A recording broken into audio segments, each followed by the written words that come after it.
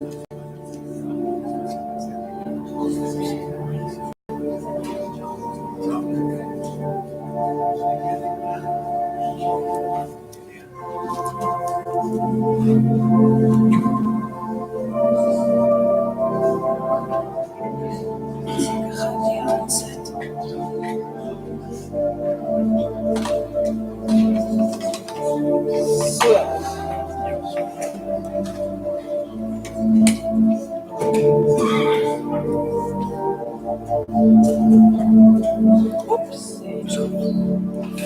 Kom eerst weer af.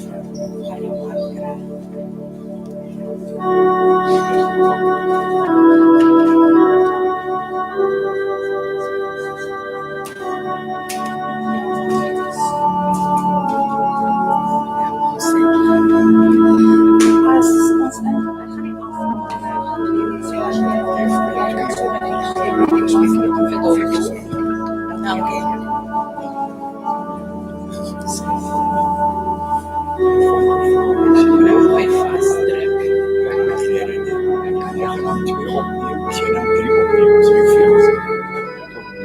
Wat gaat dat?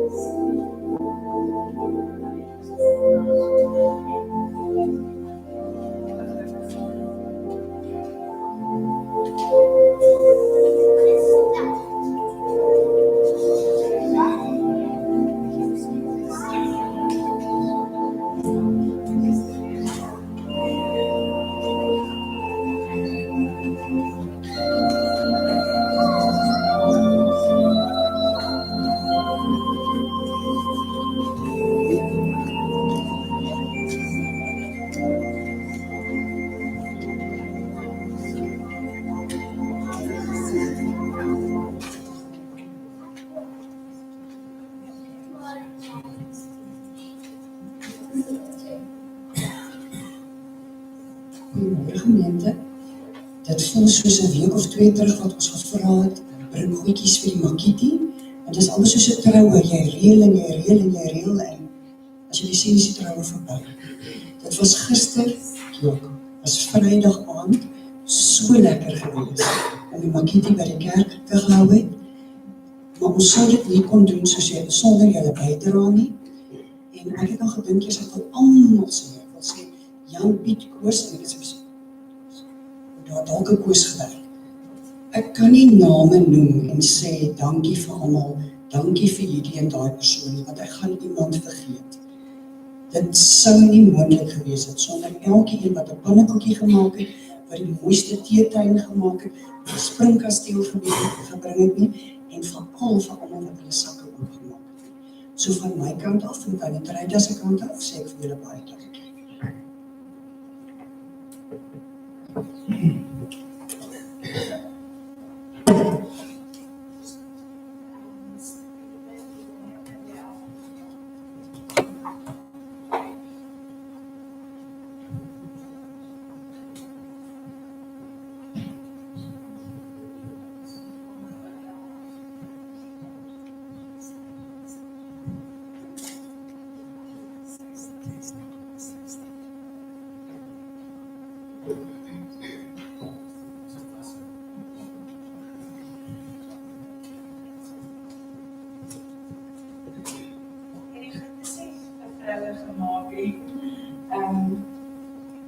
Dit gaan beter werk sonder die oorbel wat jy maak. Goeiemôre liewe gemeente. Baie welkom in hierdie erediens vanoggend. En mag dit vanoggend vir elkeen van ons wat hier is, ook 'n ontmoeting met die lewende Here wees. Dit was ook om ons gesamentlik in die erediens om God te ontmoet, om God se krag te ontvang en ook in die week te kan gaan leef. Nou donderdag het ons die hemelvaart van Jesus Christus gevier. In hierdie tyd van die kerklike jaar dink ons dan in die besonder na oor God se betrokkenheid by ons in Jesus Christus. En dis 'n geskiedenis wat om elke jaar herhaal. Met Paasfees vier ons dit dat Jesus gesterf het en opgestaan het uit die dood. Nadat Jesus opgestaan het uit die dood, het hy vir 40 dae op aarde saam met sy disippels gebly, om vir hulle sy leer duidelik te maak. Net soos die 40 dae wat Jesus in die woestyn eintlik maar by sy Vader se voete gesit het en geleer het, so kom hy en dan 40 dae na sy opstanding leer hy weer sy disippels. En dit was ook 'n gebruik in daai tyd se Jodendom, dat die jong mans 40 dae by hulle rabbies gebly het, en 40 keer in 40 dae word hulle leer dan geherhaal, sodat hulle hierdie leer van die rabbi kan verinnerlik, sodat daar geen onduidelikheid kan wees oor die leer wat hulle moet gaan oordra nie. En nadat Jesus sy disippels vir 40 dae geleer het, vaar hy op na die hemel. En 10 dae later, op Pinkster, is die Heilige Gees uitgestort. En dit is hoe ons dit vandag nog vier. Hierdie jaar was Paasfees en Opstanding Sondag op 21 April. 40 dae daarna was Hemelvaart, Donderdag, die 30ste Mei. En 10 dae later, 40 dae na die opstanding, of 50 dae na die opstanding, word Pinkster gevier op 6 Junie. En dit is dan ook waar Pentekost, die Engelse woord vandaan kom. In Grieks beteken dit 50. So dit beteken dat die Heilige Gees 50 dae na Jesus se opstanding uitgestort is. En waar is ons nou? Ons is nou tussen die donderdag van Hemelvaart en volgende Sondag van die uitstorting van die Gees, waarin ons Pinksterfees vier. So met Hemelvaart vier ons Jesus se oorwinningsfees hier op aarde. 'n God wat homself nie te groot geag het om mens te word. 'n God wat in Jesus Christus 'n lyf gekry het, 'n liggaam geword het, onder ons kom woon het. Immanuel was God met ons. Hierdie God het gelei en gesterf vir ons en vir die redding van die hele kosmos. En hierdie God het opgestaan uit die dood, opgevaar na die hemel, en sit en ja, soms self staan aan die regterhand van God. En vandag vier ons fees hieroor, oor 'n God wat vir ons en die redding van die hele kosmos die dood oorwin. So ek wil vra dat oom Johan vir ons die Christuskers sal aansteek. Dink oom vir jou die week wat kom, is ek reg? Nee? Oom sal oom vir ons die kers aansteek. Wie so sê. Wanneer ons die kers aansteek, dan is dit vir ons 'n teken, is 'n beeld daarvan, dat die lewende God hier by ons is. Dankie oom. Maar ons vier ook fees, nie net omdat die lewende God hier is nie, maar ook omdat hierdie God regeer. So terwyl julle so bly sit, kom ons sing daarvan. Sing Majesteit, lied 175, ons sing dit een keer saam.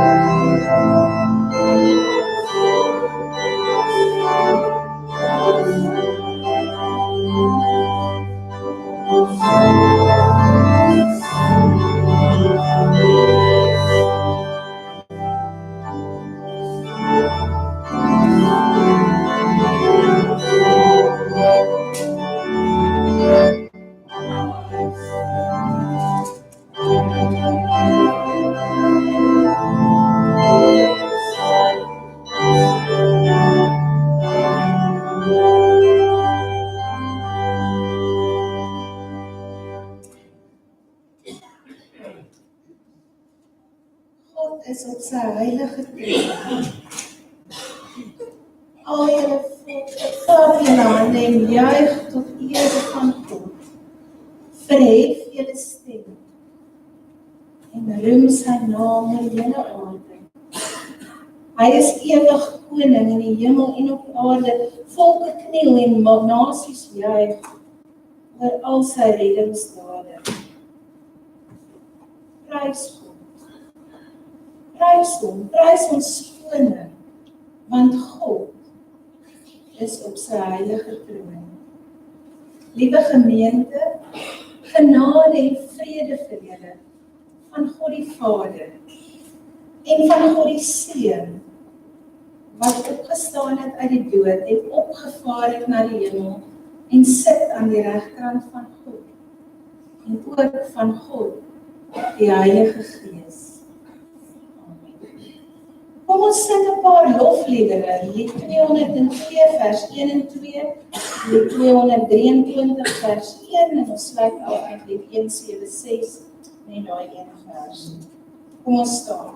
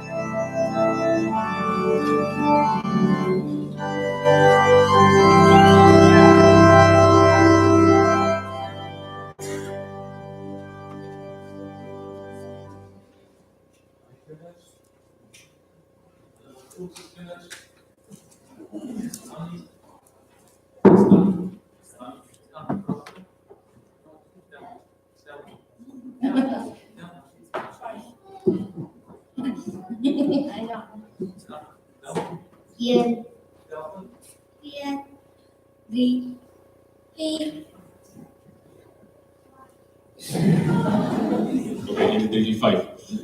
Hallo julle maatjies, is almal hier wat jy kan wees, wat wil wees? Daar's nog, James soek elke keer 'n uitnodiging. James, kom eens op. Wat is dat Teddy se naam? Ella, het Ella plek gekry by die huis? Waar slaap Ella? Die onderste bed. James, jy moet kom help. Ek het goed saamgebring. Niks om te eet hier. Hier nog? Nee. Wat is die? 'n Bybel. Die Bybel. Die Bybel is een van die mooiste storieboeke wat daar is. En eintlik is dit nie een boek nie, dit is 66. Jy weet. Oor al 66 boeke. Ek het dit daai liedjie geleer het. Net in Engels. Daar's 66 boeke wat beteken, dit is eintlik soos 'n biblioteek, né? In die Bybel het die Ou Testament en die Nuwe Testament. En die hele, ek gaan nou iemand vra om te help, maar die storie van die Bybel het ons te laas gesien, vertel eintlik maar hierdie maklike storie, né? Dis die boodskap.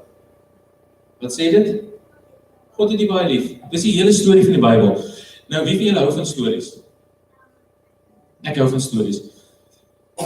Nou, ek gaan 'n storie vertel, maar ek gaan in plaas van 'n boek wat ek gaan gebruik, gaan ek 'n tou gebruik. Nou het ek een van julle nodig om te help. Ok, ek het nodig, Elizabeth is so ywerig. Ons moet vir haar.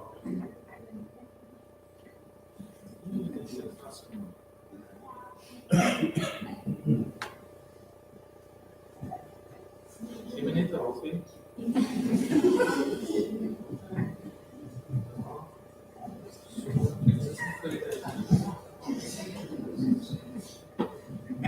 Wat het jy nodig?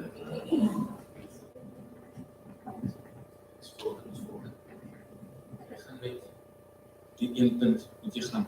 Nie wil sê. Of jy 'n ander punt vat. Okay. Een punt links en 'n ander punt regs. Jy moet besluit wat's links en wat's regs. Maar moenie jy geen koekerasies hier nie. Goed. Loop. Daar's braggies nou ook nou. Ek het dit reg gekry. Goed. Lees wat jy los die punt daar. Los die punt daar. Okay. 'n Storie is soos hierdie lyn. Né? Jy uit begin en einde. Nee, Nou hierdie is die storie van die mens en van die Bybel. Maar ek gaan hom vinnig vir julle vertel. Okay, Elizabeth trek die storie daai kant toe. Nog 'n bietjie. Goed, okay, nou kan jy hier na toe kom met nou kom koekeloer hierso. Nou, hoe gaan ek bedien dit? So, okay. Ben jy vas? Ja. Ek wil nie, dis 'n storie, ek wil 'n storie vertel. Maar iemand moet so van, hoekom het ek die ding in elk geval? Is dit julle wil inluister? Nee, as ek so, ja. Iemand hou vas so.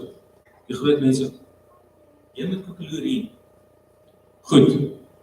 Hierdie is heel aan die begin. Die Bybel begin by die rooi. Die begin.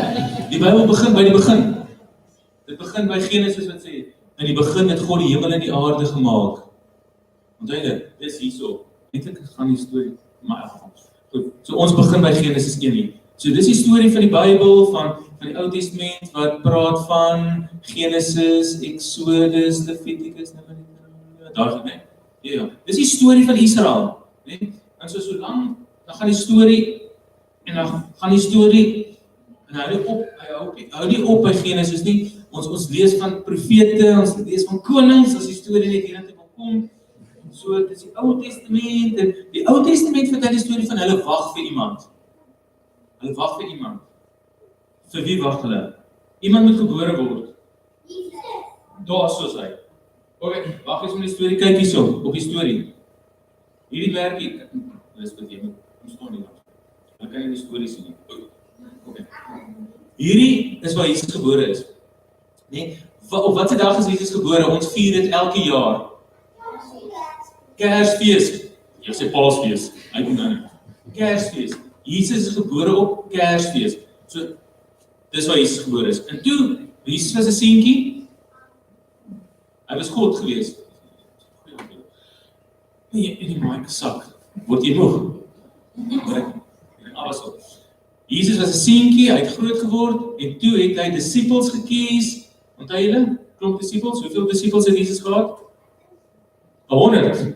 Later het hy 100 gehad, maar hy begin eers net met 12. Toe staan kinkel in die kabel. Dit weet jy wat daar gebeur nie. So Jesus leer sy disippels en die storie het nie daar opgehou nie en toe gebeur daar iets. Die swart merkie. Nee, die duiwel was al lankal daar. Maar die duiwel het 'n rol gespeel.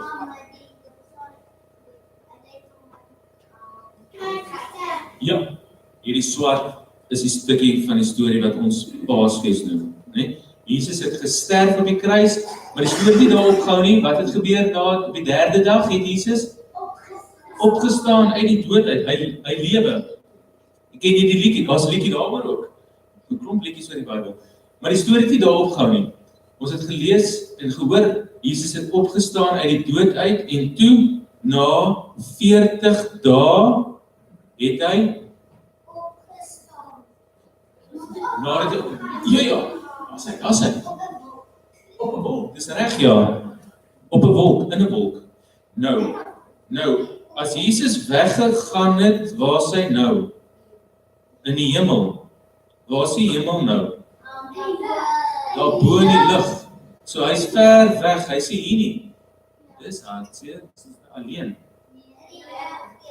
Die Heilige Gees is by ons. Na hemelvaart. Julle moet luister wat hy sê, ek gaan doen nie word, hierdie mic raak moeg.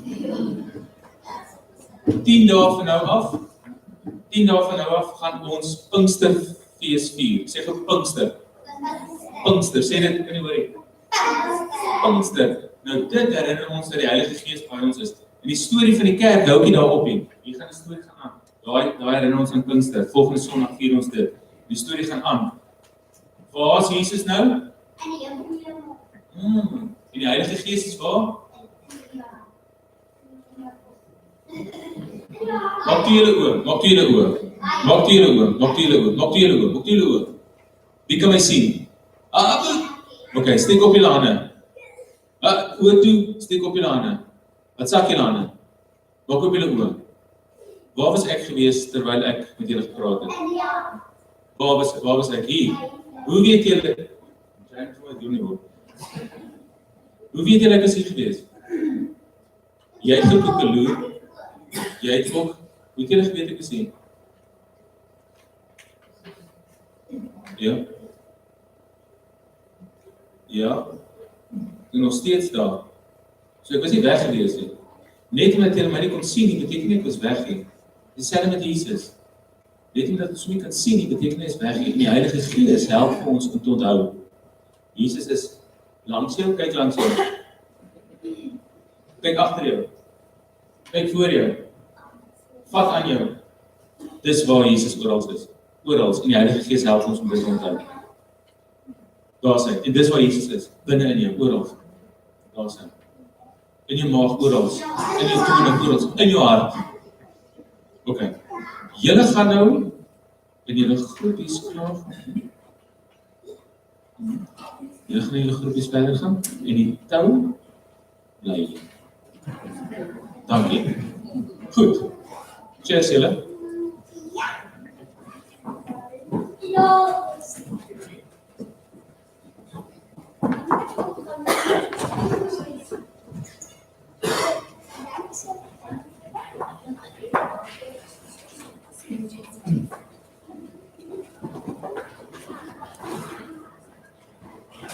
Ons skriflesing kom vanoggend uit Efesiërs 1 en ons gaan saam lees vanaf vers 15.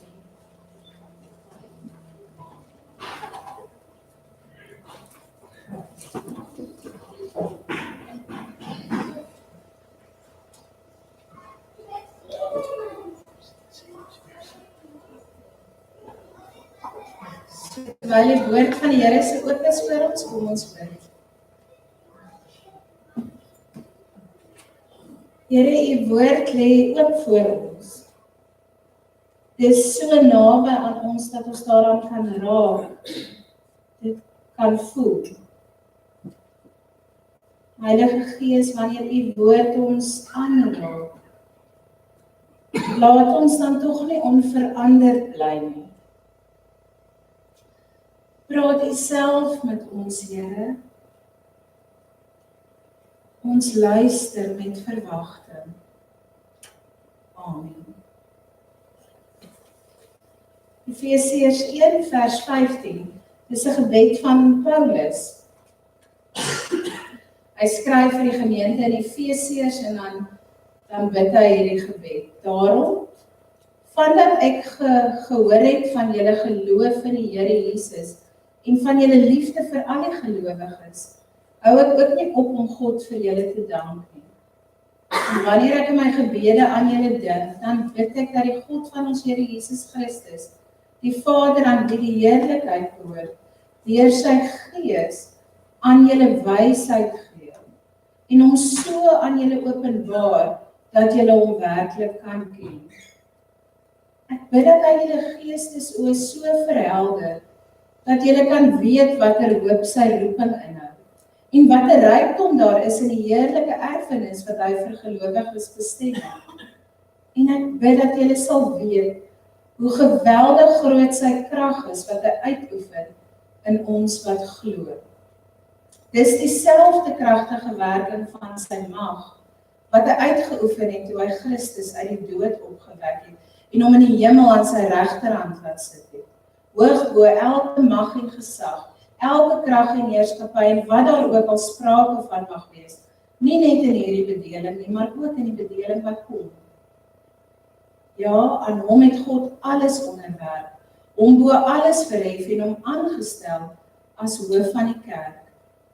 En die kerk is sy liggaam, die volheid van hom wat alles in almal vervul. Dit is die woord van die Here. Ek hoor so baie dat mense oor die hemelvaart praat oor God, of dan nou Jesus, wat as te ware weggaan en die mens alleen agterlaat. Om Jesus se werk op aarde voor te sit. So beteken die hemelvaart dan nou dat God ons aan ons eie genade oorlaat. Is ons nou herderloos, sonder krag, sonder visie, alleen? ons so oorgelaat aan onsself? Handelinge 1 praat anders daaroor. Vers 8 sê, en dis Jesus se woorde, julle sal krag ontvang wanneer die Heilige Gees oor julle kom. En julle sal my getuies wees in Samaria, Jerusalem, Samaria, Judea, tot aan die uithoeke van die wêreld. Dit was Jesus se laaste woorde op aarde. Julle sal krag ontvang. Sy laaste woorde voordat hy opgevaar het na die hemel, julle sal krag ontvang. Voordat hy aan die regterhand van God gaan stelling inneem, julle sal krag ontvang. In Paulus se gebed aan die Efesiërs bid hy dan dat die gelowiges sal weet hoe groot hierdie krag is. Dis nie sommer net enige krag nie. Geleerdes is van mening dat hierdie brief eintlik nie net aan die gemeente in Efese gestuur is nie, maar 'n omsendskrywe was en dat dit so van gemeente na gemeente oorgedra is. Nou as dit dan nou so is vanoggend is hierdie brief dan nou vir ons. Vanoggend is hierdie gebed dan vir ons. Dat ons sal weet hoeveel krag die krag van Jesus Christus inhou. Daardie krag wat hy beloof het met sy hemelvaart. Paulus wou hê dat gelowiges die volle betekenis van hulle status, hulle identiteit in Christus sou verstaan en dat hulle daaruit sou leef. Met ander woorde, dat Christene sal weet uit watter krag hulle leef. En daarom bid hy. Hy sê, wanneer ek in my gebede aan julle dink, dan bid ek dat God deur sy Gees aan julle wysheid sal gee en hom so aan julle openbaar dat julle hom werklik sal ken. En dan sê Paulus, sodat dit kan gebeur, bid ek dat God julle geestesoë sal verhelder. Nou in Vredendal, in die polisie het ek saam met 'n vrou gewerk, Tannie Maria. En Tannie Maria se oë was baie swak, sy het 'n verskriklike dik bril gedra. Maar selfs met hierdie bril was haar sig nie baie goed nie. En dit was so hier in die begin van hierdie laser operasies en goed. En na 'n klomp toetse die dokters uiteindelik vir haar die ja gegee dat sy kan kom vir 'n oogoperasie. En baie opgewonde is sy toe na Kaap toe. En hierdie operasie het haar lewe verander. Sy kon weer sien. Dit het haar oë laat oopgaan dat sy 'n nuwe werklikheid kon sien. En wat 'n ryk werklikheid was dit nie. Ek was so al verstom, verbaas, toe sy opgewonde vertel hoe dat sy Tafelberg vir die eerste keer in amper 50 jaar regtig kon sien. Wanneer Paulus hier vir die gemeente bid, dan bid hy dat hulle ook met sulke nuwe oë na die wêreld rondom hulle sal kyk. Dat God hulle geestesoë sal verander. Letterlik staan daar in die Grieks, dat God die oë van julle harte sal verlig. Hoe mooi is dit? Paulus bid vir die gelowiges in Efese en dan sê hy, ek bid dat God julle harte sal verlig. Dat hoe julle kyk, hoe julle dinge sien, dat God dit so sal verlig, dat julle anders sal sien as wat julle tot nou toe gesien het. En dan noem Paulus in hierdie gebed 3 goed, wat hy wil hê hulle met hierdie geestesoë moet raak sien. Die eerste ding, sê Paulus, is dat God die oë van die gemeente se harte so sal verlig, dat hulle sal weet watter hoop sy roeping inhou. Baie mense leef maar net. Sonder sin, sonder rigting, sonder roeping.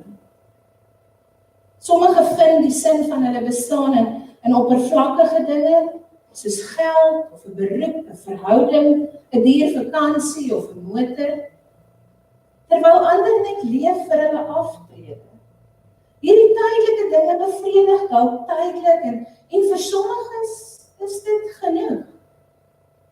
Maar vir gelowiges kan dit nooit genoeg wees nie.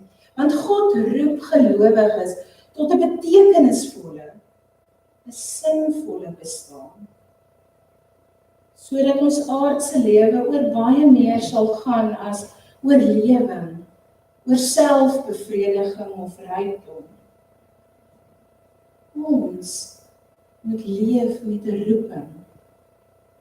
En met Jesus se hemelvaart laat hy vir ons 'n roeping na. Hy roep vir my en jou om getuies te wees, oral waar ons gaan. Jerusalem, Judea, Samaria, tot in die uithoeke van die wêreld. Ons elkeen is geroep om deel te wees, deel te neem, ingenooi in God se plan met die hele skepping. Ja, ons kan nie altyd in volle sien watter betekenis ons roeping hier op aarde inhou nie. Maar die hoop lê daarin dat God ons as instrumente gebruik. Dat God ons gebruik as kanale waardeur God se genade en liefde na mense toe gaan. En dit het ewige betekenis. Dit is die hoop wat God se roeping inhou. Selfs al sien jy nou niks daarvan nie. So mag jy weet watter hoop God se roeping vir jou lewe inhou. Mag jy dit opnuut ontdek. Mag God die oë van jou hart so verlig, dat jy sal sien wat hierdie roeping is. Dat dit vir jou sal hoop gee, en vir almal rondom jou. Hierna bid Paulus, dat God ons geestesoë sal verhelder, dat ons sal weet wat 'n rykdom daar is in hierdie heerlike erfenis wat God vir gelowiges het. Weet jy wat die erfenis is wat God vir jou bewaar? Jesus Christus het aan die kruis gesterf en ons sondes op hom geneem, maar meer as dit, hy het die dood oorwin en daardeur het hy vir ons saam met hom lewe verkry. Ewige lewe. En alles ons lewe vandag nog dikwels in stryd, weet ons van hierdie erfporsie, sien ons met verwagting uit na hierdie erfporsie wat God vir ons bewaar, weggesit het. God self is die waarborg daarvan.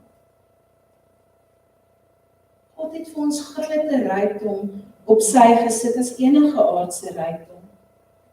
In 'n wêreld wat baie sterk op besit en rykdom en beloning ingestel is dit belangrik dat gelowiges juist dit onthou.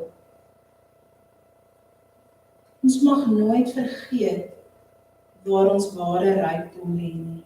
Dit lê nie in besittings of geld nie.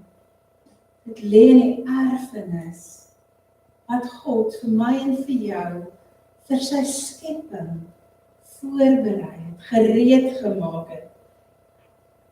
Mag God ons geestesoë laat oopgaan, dat ons kan onderskei waar ons eintlike rykdom lê. En dan die laaste bede, dis ook die swaartepunt van die gebed, en ek kan dit seker nou maar ook sê, is regtig een van my verse waarna ek vashou in tye wat ek self voel, ek kan nie verder nie. Paulus bid dat gelowiges sal weet hoe groot hierdie krag is wat hy uitoefen in ons wat glo. En nou moet jy mooi luister, want dit slaan eintlik my asem weg elke keer as ek dit lees. Hy gaan verder en dan verduidelik hy hoe groot hierdie krag is wat God uitoefen in my en in jou wat glo. Hier staan dit in die woord sê, dit is dieselfde kragtige werking van sy mag wat hy uitgeoefen het, toe hy Christus uit die dood opgewek het, en hom aan die regterhand van God laat sit het. So hoor jy dit? Dit is die krag wat in jou is, in jou wat glo, is dieselfde krag, waarmee God vir Christus uit die dood opgewek het. Nou as dit nie jou asem wegslaan nie, dan weet ek nie wat dit kan doen nie. Die krag wat in jou is dieselfde krag waarmee God nou vir Christus aan sy regterhand laat sit. Die krag wat in ons werk, die krag wat aan die kerk, oor die kerk uitgestort is, dis die krag van die opstanding. En dis hoekom ons fees vier op Hemelvaart, want ons elkeen het hierdie opstandingskrag. Gelowige mense, mense soos ek en jy, wat by die Hemelvaart as te ware dan nou agtergelaat word 'n medewerker, word ingenooi in God se plan met sy hele kosmos. En ons is mense wat met die krag van die opstanding toegerus is.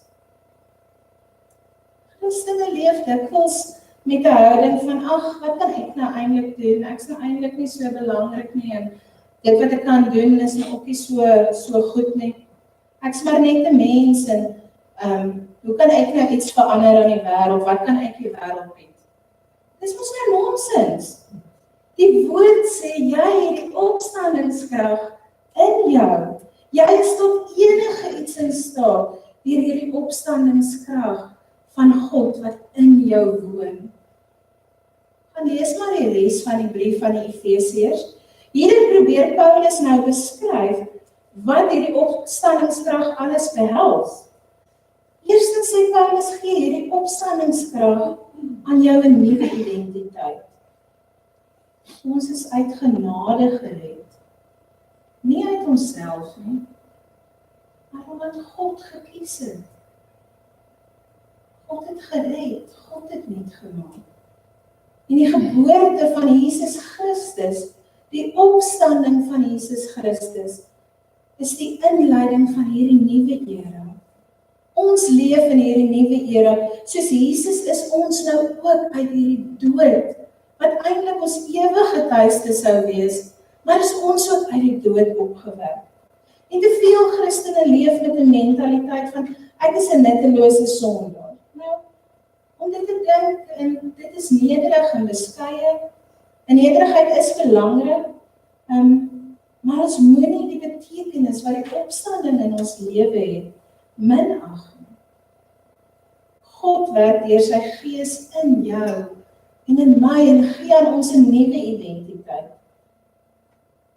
En daarom nie langer soos 'n ongeredde mens oor jouself dink en so leef nie. Of besef jy dan nie watter krag in jou aan die werk is nie? Paulus verduidelik verder, hy sê, as jy nou gaan die Efesiërs lees, dan praat hy oor die verhouding tussen man en vrou, oor die verhouding van ouers en kinders, oor slawe en mense, base. En dan sê hy, opstandingskrag het ook 'n besonderse betekenis vir verhoudinge. Efesiërs wil hê dat ons baie duidelik sal verstaan dat ons ook op 'n nuwe manier met mekaar moet omgaan.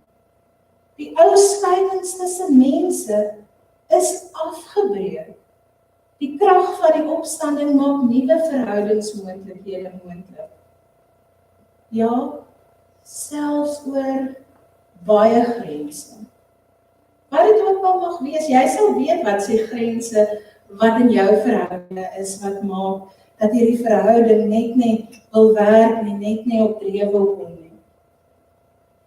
Maar die opstandingskrag van Jesus Christus maak nuwe verhoudingsmoontlikhede oop.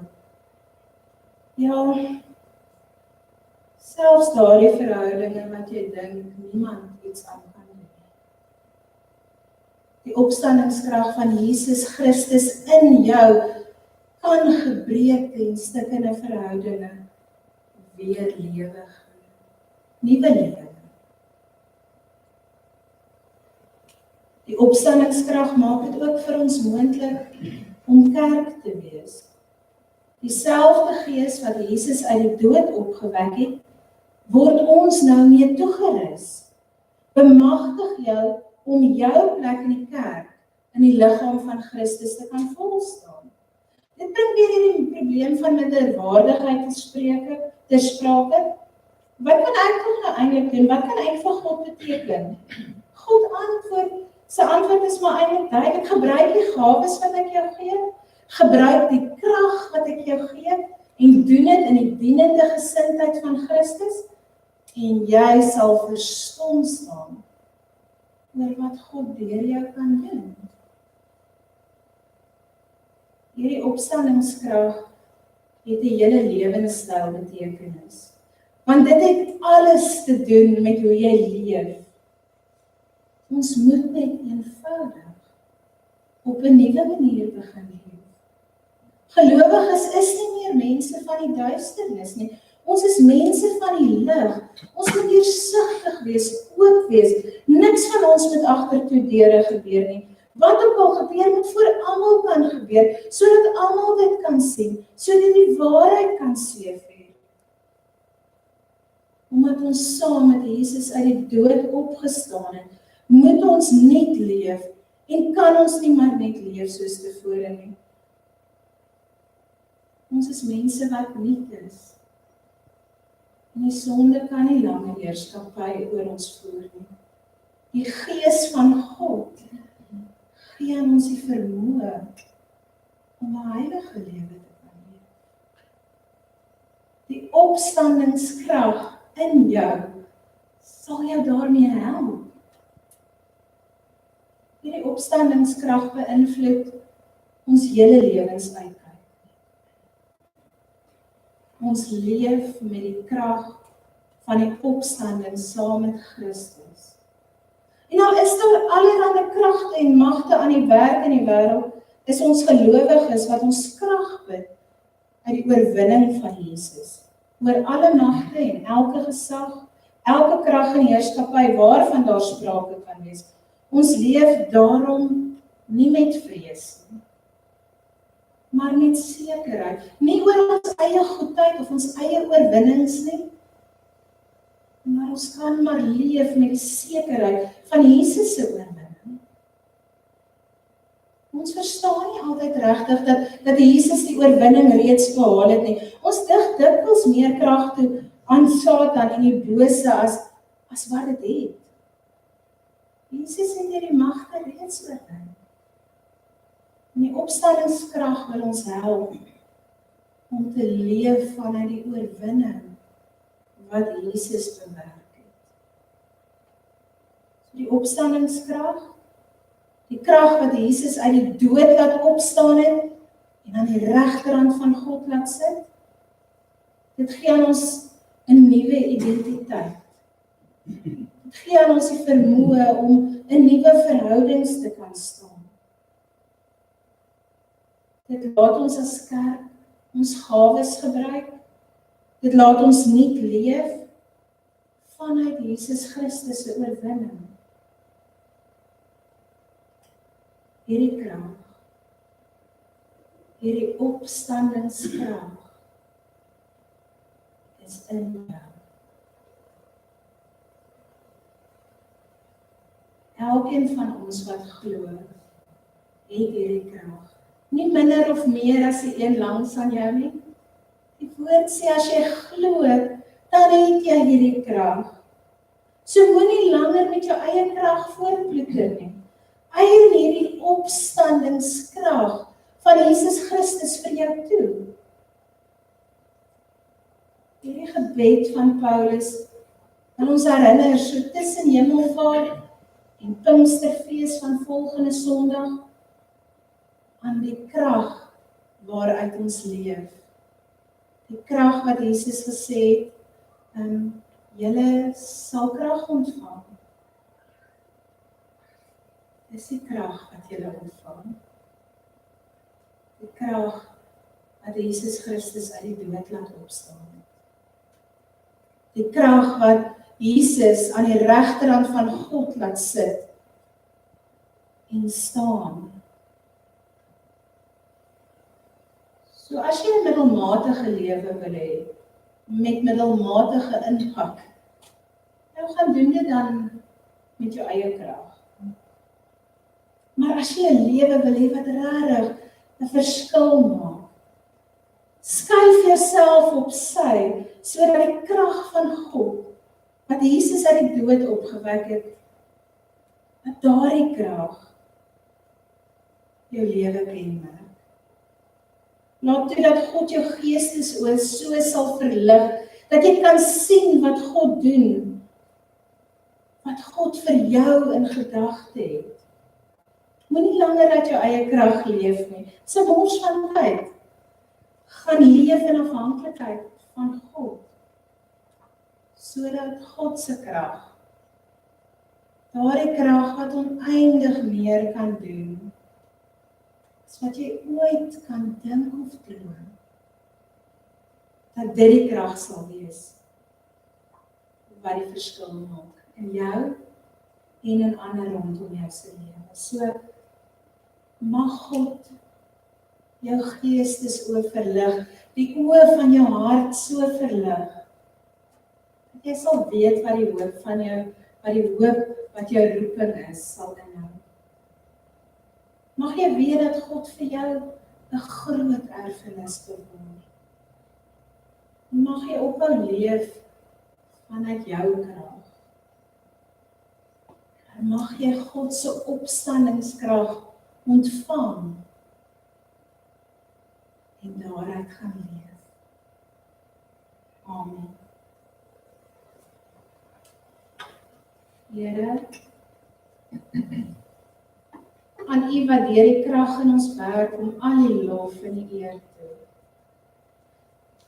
Here, U wat magtig is om oneindig meer te doen as wat ons ooit kan bid of dink.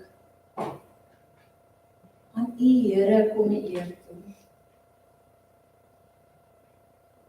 So, hier is ons Here, so tussen Hemelvaart en Pinkster. En hier sit ons, bakkant, leë hande voor U, Here, en ons kom ontvang opnuut wat U vir ons bewerk het. Ons roeping, ons erfenis en U opstandingskrag. Here, ons gaan uit hierdie krag gaan leef. Here, help ons om elke dag, elke môre, maar weer bakkant voor U te kom staan, om hierdie krag te ontvang. Amen. Kom ons dien nou die Here met ons dankoffer.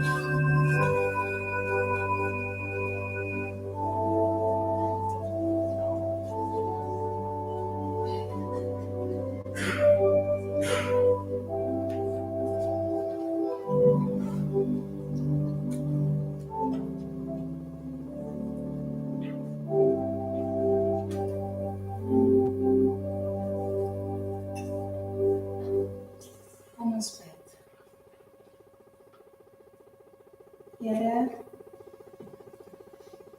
ons weet dat niks ons eie is nie. Alles wat ons het is U se, Here. En partykeer gee ons iets daarvan vir U terug. Partykeer hou ons baie daarvan vir onsself. Maar Here, ons is nou hier. En ons kom gee onsself opnuut, Here. Alles wat ons is en alles wat ons het, kom gee ons vir U. En ons kom bid dat U in hierdie Pinkstertyd, met die krag wat U uitgestort het op die kerk, opnuut ook vir ons sal kom wys, wie U wil hê ons moet wees, wat ons met ons geld moet doen, Ons as gemeente moet uitreik wat dit is wat U vir ons beplan hier in ons dorp, in Stellenbosch. Hier is ons Here. Kom leer ons, kom wys ons U wil.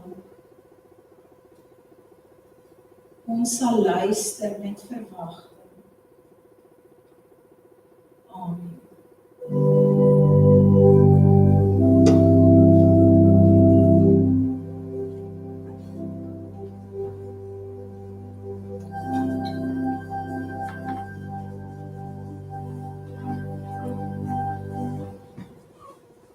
Ons gaan afsluit met lied 478 op vaste fondamente en God sy kerk gebou. Nou, ons gaan die eerste, tweede en vierde vers sing. Ons gaan staan, julle gaan bly staan en ons gaan met die seën van die Here en met sy krag die week in. So kom ons sluit af.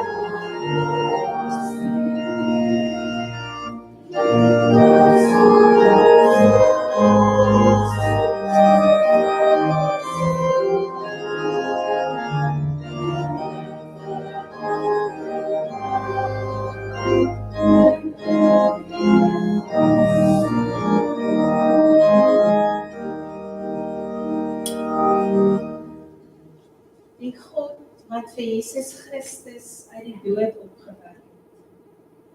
Die God aan wie se regterhand hy sit. Is die God wat ons seën. Hierdie God sal julle seën en julle beskerm. Hierdie God sal sy aangesig vir julle wys en julle genadig wees. Hierdie God sal julle gebede verhoor en aan julle vrede gee. Amen.